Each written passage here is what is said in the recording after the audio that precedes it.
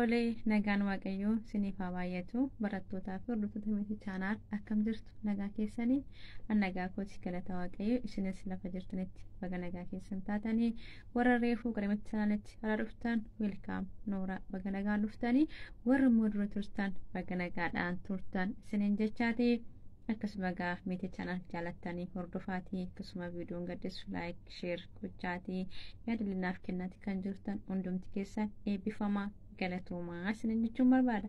haa ta'u gaa har'ammoo qabadhe kanan isiniif dhiyaadhe mata duree tokko jechuudha. Mata dureen kun immoo egaa baay'een keessan keessattuu barattoonni kiyyaa gaaffii kana baay'inaa dhiyeessaa turtanittu akkan isiniif qoodus yeroo baay'ina deebi'ee na gaafattanii na kofalchiisaa illee turtanitti jechuudha. Egaanis waa'ee rifeensaati jechuudha. Rifeensa kana rabbuma ganama sii kennimu guyyaa keessa argattee kan jettanillee jirtu.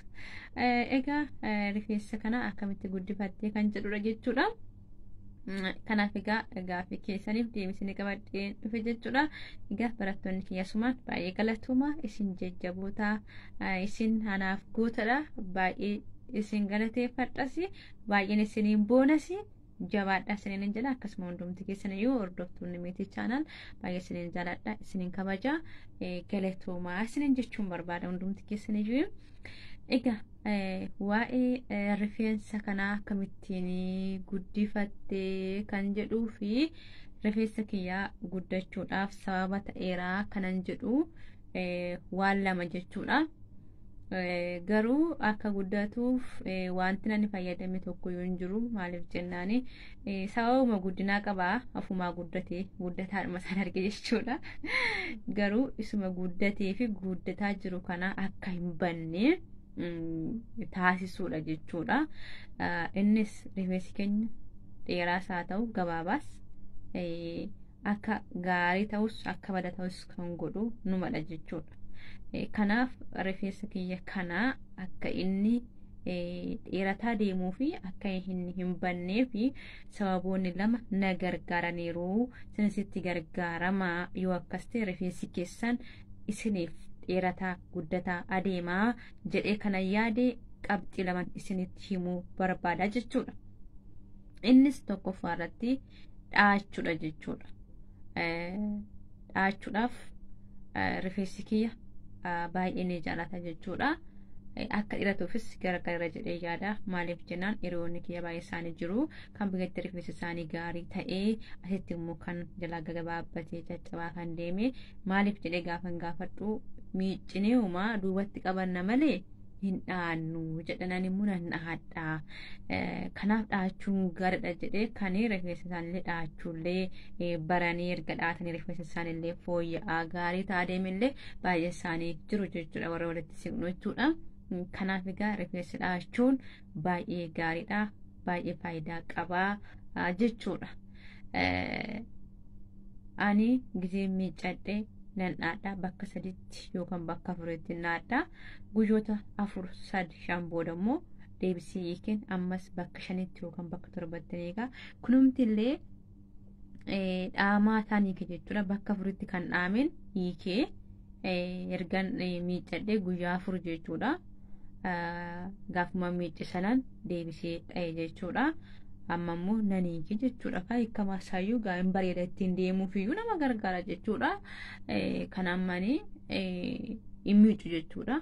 Deebiseetuma nan qibaateetti xarageen deebiseetan fileen dha'a jechuudha. Bakka 5 yookaan bakka 7tti dha'a jechuudha.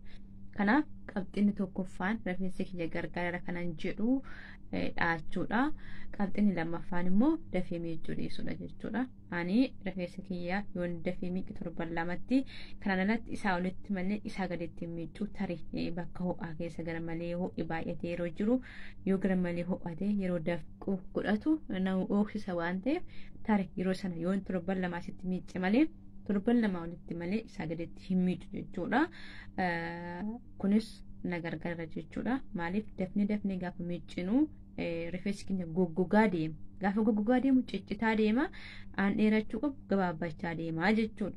Kanaaf baay'een keessan kan guyyaatti miicina jettan illee jirtu, kan guyyaa 2 3 7 akkasitti miiqitan jirtu jechuudha. Akkanatti miicanitti baay'een keessanii kun immoo baay'ee gaarii miti rifeensa keenyaa fi bakka garmalee ho'aa keessa hojjettus yoo ta'e tarii dafqa isinitti baay'ata ta'ee dafqi rifeensa keenya ciccitu godha waan ta'eef kan isin immoo guyyaa tokko shaamboodhaan yoo miiccattan guyyaa tokko immoo kondiishinarii miiccadhaa. Maaliif gogaa keessan qofa malee rifeensa keessanitti shaamboon baay'isiina. Maaliif jennaan goggogaa deema. Ammas goggogaa gaafa deemu immoo ciccitaa ta'a. Gaafa ciccitu immoo gabaabbataa ta'a malee dheerataa hin deemu jechuudha. Dheerachuun kan irra jiru gabaabbachaa deema jechuudha. Kanaaf akka kanattiin fayyadamaa yeroo hunda shaamboo ittiin baay'isiina.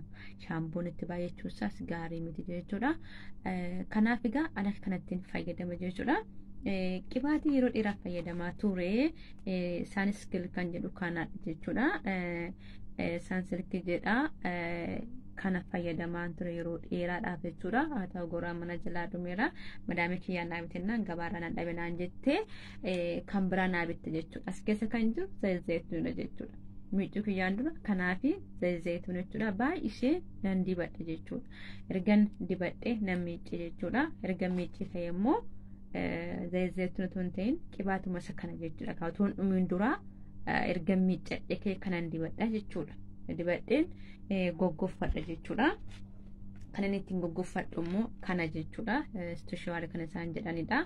Lakkoofsa amma lamaatti qaba. Ani garuu yeroo kamittiyyuu lakkoofsa tokko qofa irratti fayyadama. Maaliif yoo gara maleetti baay'ates rifeensi keenya inni ciccita waan ta'eef jechuudha. Lakkoofsa tokko qofa irratti fayyadama jechuudha. Ergaan fayyadamee nan dhaadhaa jechuudha. Gaa qibaatii isa kana itti dibadheen otoo hin dhumiin dura jechuudha. Amma garuu qibaatii kana naabitan jechuudha. Inni kun hin jiru naan jedhani kana naabitan kun immoo veetikaa jedha jechuudha. Kunis akka rifeensi keenya lallaafuu fi gargaara jedha jechuudha. Garuu baay'ee foolii qaba jechuudha. Baay'ee foolii qaba. Miiccachuun dura yoo ta'e miiccachuun boodatti garmalee foolii waan qabuuf baay'ee nama dabbara jechuudha. Kanaaf kanan fayyadama jechuudha. Akkasuma filaa kana biyyaaf fidee dhufe jechuudha. Kana fayyadama filaayi tokko immoo isa kana jechuudha. Kanaan erga filee booda isa kanaan filaa jechuudha. Akkasumas immoo qabduun rifeensaa kunis baay'ee na gargaareera naanii jechuudha. Gizee miiccadhe kanaanan walitti qabadheen yeroo boodamu jechuudha. Goggoffadha jechuudha. Maaliif haal tokko miiccadhe haal tokko goggoffachuu hin danda'u. Maaliif mana namaa jirra waan ta'eef yeroo bal'aa nu gaafata waan ta'eef ganama yoo miiccadhe galgala immoo goggoffadhee dhaadhaa jechuudha. Kanaaf akka sanattiin fayyadame jechuudhaani. Kanaaf rifeensi keessan gaarii akka ta'uu fi dheerataa guddataa akka deemuu fi tokkoffaa dhaadhaa lammaffaa immoo daftanii miiccatina. Istishawaari kana diraayerii kana fayyadamtuu ta'e immoo ho'a isaattiin baay'isiina. Lakkoofsa tokko qofa irratti fayyadama. Lakkoofsa tokko qofa irratti fayyadama waan ta'eef jechuudha. Ho'i garmalee gaarii miti jechuudha. Kanaaf akka kanattiin gargaarama. Garuu erga rifeensi kiyyaa dheerataa yookiis guddataa ta'ee jiru yuutuubii gubbaatti kan barsiisan kana waan tokko tokko nan arga jechuudha. Hanqaaquu isa diimaa isaa yookiis isaa keelloo bifti isaa jechuudha. Isa bifti isaa akka abaaboo fakkaatu sana jechuudha. Isaa fi roobi yookaan immoo yuugarti kan jedhamu jechuudha. Isaa in dibatu jechuudha. Zayituunii kana wajjin walitti dabalaniitu ni dibatu jechuudha. Isaa dibadheera jechuudha. Zayituunii yuugarti yookiin immoo roobi isa jedhamu. Afaan keenyaanii itittuu ta'e waan akkasiidha natti fakkaata. Isaa fi hanqaaquu isaa bifa diimaa jedhanii waamu yeroo baay'ee garuu diimaa miti bifti isaallee bifa keelloo qaba jechuudha. Yookiis immoo bifa yeeloo bifa orreenjii kan inni qabudha jechuudha. Bifti isaa bifa irdii kan qabu sana jechuudha. Isa walitti dabalee dibadheera. Inni immoo kan inni na gargaare akka rifeensi kiyya lallaafu taasiseera jechuudha. Rifeensi kiyya akka lallaafu taasiseera. Kanaaf isa kana isinillee fayyadamaa rifeensi keessan akka lallaafuuf isin gargaara. Kana kaanii waan an arge callisima rifeensa kiyya ittiin dibu gizeen filadhuun buqqaa miti. Isuma gizeen dibadhu buqqa'u sananii dibe jechuudha dursaa hanqaaquu isa bifa orreenji qabu sanaa fi isa bifa adiisaan laachanuu kubaattan dibe hanqaaquun bifa adii suni akka rifeensi sun goggogu taasise inni bifa orreenji qabu sun immoo jechuudha akka inni lallaafu taasisa jechuudha inni xiqqoo ishii zayitii of keessaa qaba waan ta'eef jechuudha kanaaf warra rifeensi keessan jajjabaatee sin rakkisu isa dibadhaa isiniin jechuun barbaada warri immoo rifeensi keessan gara malee lallaafatee akka jajjabaatu barbaadan immoo hanqaaquu hadiisaa qofa dibadhaa isiniin jechuun barbaada. Maaliif namoonni rifeensi keessan akka jajjabaatu barbaadanis jirtu waan ta'eef mucuriyaa kee tokko amma ishiin akka rifeensi jajjabaatuuf barbaadde jechuudha baay'ee lallaafa tokko rifeensi ishee jechuudha kanaaf warra akkasiillee itti gargaaramuu dandeessu akkasumas immoo gara malee rifeensi keessan goggogaa kan ta'e jechuudha kun yeroo baay'ee jala goggogaa waan ta'eef zibdee kan jedhani jechuudha dhadhaa isaanii jechuudha dhadhaadhuma warra harrabaa kana zibdee kan jedhanii miiccachuu keessaniin dura jechuudha yoo itti dibattan rakkina hin qabu jechuudha miiccachuu keessaniin dura dibattaniitu miiccattu erga miiccatanii rifeensi keessan akka lallaafu taasisa jechuudha yoo baay'eetti zibdee sana waggaa keessa allama faa waan akkasii faan dibadha jechuudha erga qibaatii kana naa bitanii immoo iyyuu guyyaa lama dibadhe jechuudha qibaatiin kun baay'ee waan urgaa'uuf zibdee sana wajjin gaafa dibatanii namuma kun biyyattii dhadhaa ho'aasaa hamma raasanii baasaniitu shittuudhaan dibatan isa jajjira jechuudha gaani biyyattis dhadhaan dibachaa ture waan ta'eef namoonni tokko tokko dhadhaan jaalatanii ani garuu dhadhaa baay'ee hin jaaladha jechuudha biyyattis isumaan fayyadamaa ture waan ta'eef jechuudha inni illee rifeensi keenya akka lallaafuuf ni gargaara isatti illee fayyadamuu dandeessu itti dibachuu dandeessu sinin jechuun barbaada akkasuma yeroo bal'aa warri qabdan immoo jechuudha rifeensa keessan quxuxxuriilee dhahachuu dandeessu quxuxxurii jechuudha quxuxxurii nannaadha yoo baay'eetti waggaatti al tokko al lama nannaadha jechuudha yeroo qabutti nannaadha jechuudha heggaan dha'ee ka'ee maaliin godhateetanii yeroo dha'ee xumurutti jechuudha hunduma isaa yeroo dha'ee xumurutti guyyaa tokkotti hin xumuru guyyaa lamatti faan dha'ee xumura jechuudha gizeen qaqallisee dhaadhe jechuudha ergan dhaadhee xumuree hunduma isaa jechuudha maaliin godhaa maqasiidhaan jechuudha maqasiidhaanii ergan dha'ee ka'ee jechuudha akkasittiin hunduma isaa sirriitti dha'eera waan ta'eef hunduma isaa akkattiin irraatiin maqasa jechuudha hunda isaa irraatiin akka nama biddaan laballabuuttan irraatiin maqasaa egaa maqasu caafii tokko ittiin qabu jechuudha wiigii fakkaata malee rifeensa iyyuu fakkaatu jechuudha uumanii rifeensa jedha sana isa fakkaata malee rifeensa fakkaatu irraatiin maqasa jechuudha caafii lama isa qabu hunda isaa akkasitti irraa maqasu baay'ee bareedaa ta'a jechuudha boodas immoo rifeensichi dabalaa deema malee hin badu jechuudha akkasumas illee yoo baay'ate jechuudha yeroo quxuxurii dhaadhu jechuudha caafisaa sirraa nan mura jechuudha murachuunis caafisaa gaariidha jechuudha kanaaf xixiqqeessitanii yoo irraa murattan caafisaa innis gaariidha yoo baay'ate waggaatti al sadi yookaan immoo ji'a sadii yoo rifeensi keessan baay'ee caafisaa lama fiidhisaa lama ta'es immoo ji'a sadiitti murachuun gaariidha jedhu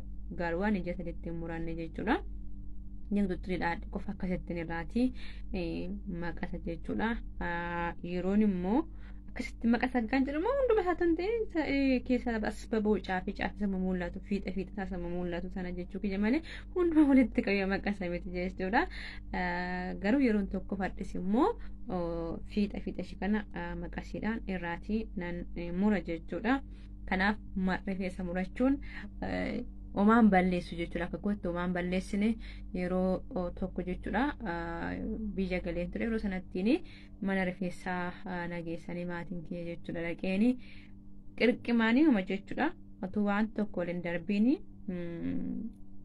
muran jechuudha xiqqee sanaa muraan jedhanii gaasitti rifeensi akka biyya keenyaa iddootti hin qaban barbaadan muratu barbaadan immoo asitti murachuu danda'u jechuudha asitti biyya kanatti kan beektu kanaaf xiqquma ranaa buruun jedheeni garuu ishiin asumatti murte jechuudha kun asumatti kun adduma harma kee kana gubbaatti murte jechuudha kunoo gargasii deebi'ee margee uman dheerate jechuudha baay'eedha kanaaf ani deebi'ee akka duratteetti deebi'ee seena jechuudha. Kanaaf murachuun hin balleessu jechuudha. Rifeensaan kunis yoo isin danda'ame itti fayyadamaatti gargaarama. Kanaaf akka ijootti garoon kana isiniif kaa'u rifeensa keessan dhahachuu fi daftanii miiccuu dhiisuu isaan kun lamaan anaan rifeensi akka dheeratuuf gargaareeran jedha. Dabalataan immoo rifeensa keenya sana murachuun sunis gaariidhuma jedhee tanaan yaada. Inni immoo akka rifeensi keenya inni jiru sun haala gaariin nuuf taa'uuf gargaara jechuudha. Akkam buqqaaneef isin gargaara jechuudha. Maaliif yeroo nama filadhu baay'ee hin buqqaa jechuudha. Kan buqqa'umsa baay'ee dheeraa isaa buqqaa jechuudha. Kanaaf rifeensa murachuunis gaariidhuma xixiqqeessanii tooyii hin jedha jechuudha akka ilaalcha kootti. Kanaaf fakkaata viidiyoon kun isinitti tolee jaalattanii too hordofuu keessaniif galatooma. Akkasuma immoo viidiyoon kun isiniif haaraa kan ta'e immoo yoo jaalattan sabiskiraayib gochuudhaan na hordofaa. Akkasuma yaada yoo qabaattan gaaffii yoo qabaattan illee na barreessuu karaa keessaa sanatti immoo hin dagatiin. Akkasuma waan biraallee waanan beeku yoo ta'e waan anan isin qabadhee dhiyaachuu danda'a ta'e wanta yaadan akkuma waa'ee rifeensa kana gaafattani wanta qabadhee isin dhiyaachuu danda'u kanatu nu dhiyeessite waan akkasitu jettani natti mu dandeessu naaf danda'amu ta'e qabadhee isin dhiyaachuu danda'a jechuudha. Kanaaf yaada keessan natti hin qusatin asin jechuun barbaada. Egaa baay'ee galatooma. Turtii yeroo gaarii qabaadha. Egaa rifeensa dheeraa warri barbaadan rifeensa keessa waaqayyo isiniif haa guddisuun jedha. Inni guddaan immoo waaqa qofa miti. Ga'ee keenya jechuudha nuyiidha. Ga'ee keenyadha waan ta'eef akkuma jedhe kanattiin mee amma ji'a tokkotti laalaa jijjiirama dhufu jechuudha. Kanaaf immoo namoonni naannoo rifeensa isaanii dhaadhaa gaariidha jedheen immoo jechuudha. Yoo danda'ama ta'e kana irraa dhaabadhee isinitti himuu hin danda'u. Tarii yoo danda'ama ta'e guyyaa tokko qabadhee isinii dhiyaachuu hin danda'a. Tariidha jechuudha. Kun immoo hafuus danda'a ta'uus danda'a. Maaliif akka wanti kun dhugaa ta'e akka hubattaniif jechuudha. Namoonni lama sadii jiru jechuudha.